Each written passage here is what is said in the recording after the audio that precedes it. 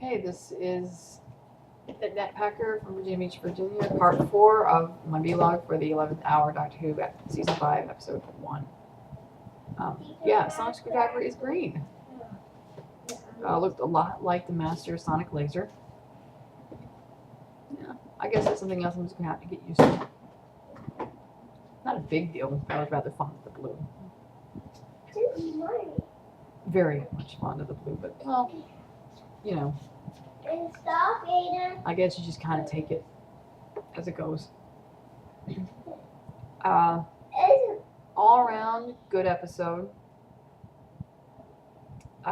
Not as heavy as I would have liked it to be. I was expecting it to be a lot heavier, a lot more with the drama. But it's not a bad thing that Moffat infused that with a little bit of levity, because I think you kind of need that after the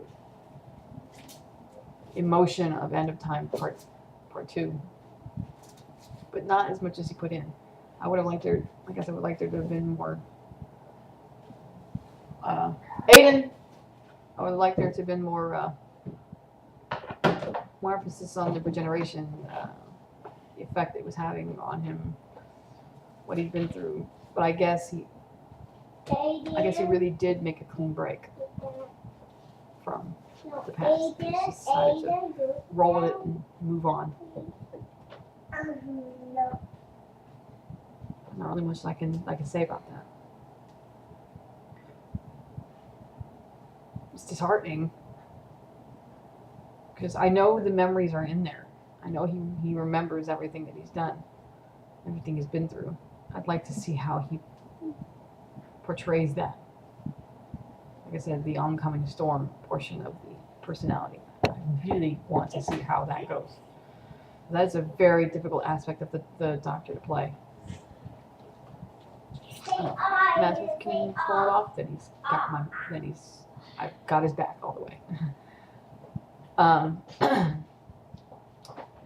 Like I said earlier, was impressed with Karen's performance. Pleasantly surprised.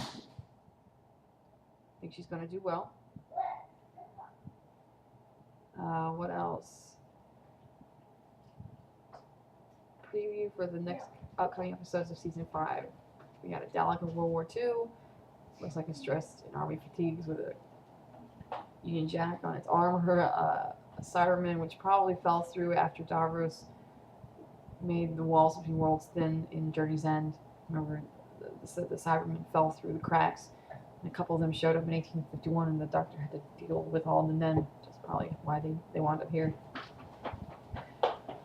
Weeping Angels, which is Moffat's signature villain. So no surprise there. Vampire women from past. I'll have to see how that goes. I'm really picky when it comes to vampires. I'm a big vampire nut, and already kind of calling into question the fangs. That look laughable at best. But, you know, different versus different curses, as they say. I really like this go-to take charge version of the Doctor, fused with just the right amount of manicness in there. Very much 9 and 10 together, which is good. Very good. I think the season's going to go well. It's going to take some time for all of us to get used to it, to deal with all the changes and everything new that's been handed down. It's going to take time for Matt Smith and Karen to find their footing, to really get their niche in both of these roles. And I think over time we'll kind of find it along with them. What else? Not much else to say, really. Like I said, still reserving judgment on whether or not I think the season's any decent until I see more performances. I'm not looking forward to seeing the episode with River Song. When it came to Silence in the Library and Forest of the Dead, I didn't like her. I could have watched both of those episodes without her in it, and it would have been fine with me. Actually, if she had not been in it, it would have been just the same. I just didn't like her. Still don't like her. But when I watch the upcoming episode, I'll focus on the storyline and not her. Maybe I'll see her the way the Doctor sees her. This doctor, anyway. Obviously, Caesar's probably as an unpleasant distraction.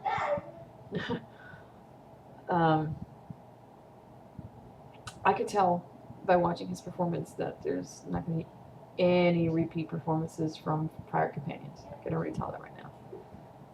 He's definitely made a clean break. The more Rose, the more Donna. That's what gets on my nerves. See, my food is so gone. Is that there might not be a mention of it, but it seems like there's no emotional effect. There's nothing there. I mean, and he just went through so much, and it's like it seemed like when 10 died, he just took it with him.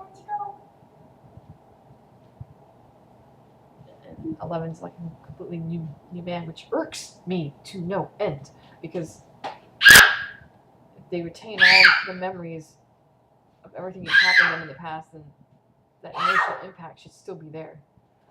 Kind of like in that scene in the coma ward where he went to go change clothes. He took his shirt off. Which, by the way, it's the first time, probably the only time you ever see the doctor actually strip. Even though it was only from, here up. He took off the shirt because he didn't want to be the ratty tatty doctor anymore. Took it off, threw it on the floor, and put on his new clothes, the tweed jacket, the bow tie. Yeah, that burned. That really, that smart, and it definitely stung. Because it kind of made it real, It's like, what are you doing? Don't, no. Oh, I mean, and me, this is coming from me who had vehemently saying that whatever you do in this episode, do not run around wearing tense clothes. Take them off, burn them, and change clothes as soon as you can, because I cannot bear to see you running around looking like 10. And it wasn't easy either. Especially in that montage they had towards the end of the episode where it was showing the doctor's previous enemies and the different faces of the doctors when it came around to 10. Yeah, it still hurts even now. It was just hard to watch that how Sylvester couldn't go. That it really was the end. It was real and he wasn't coming back. I hope he takes the clothes and at least puts it in the wardrobe now, because he's always kept all the outfits of his previous selves. I hope he keeps them at least the coat, and the shoes. If nothing else, the coat and shoes. Because Janis Joplin gave him that coat. He loves that coat. Well, anyway, not much else to say. I'll join you all next week, Saturday, for the second episode of Series 5. Just for your thoughts. So, this is Nick Nethager saying, peace out.